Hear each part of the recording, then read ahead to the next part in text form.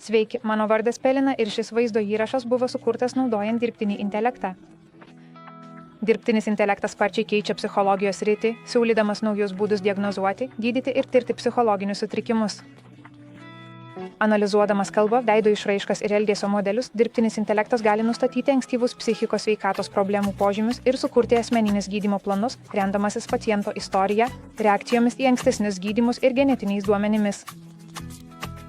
Dirbtinio intelekto pagrindų veikianti telepsichologija leidžia nuotolinės terapijos sesijas, realių laikų pritaikant terapinius metodus pagal nuolatinę duomenų analizę, taip didinant gydymo efektyvumą.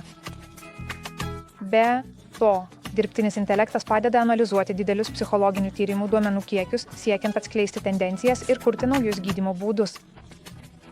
Tačiau su šiais pažangiais sprendimais kyla reikšmingų teisinių ir etinių iššūkių, ypač susijusių su konfidencialumu, duomenų apsauga, kaip GDPR ir atsakomybė už diagnostinės ar terapinės klaidas.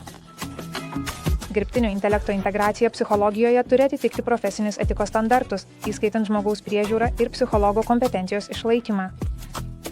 Aiškus teisiniai pagrindai ir etikos gairės yra būtini atsakingam ir efektyviam dirbtinio intelekto naudojimui psichologijoje, užtikrinant pacientų teisų ir interesų apsaugą, tuo pačiu maksimaliai išnaudojant dirbtinio intelekto teikiamą naudą.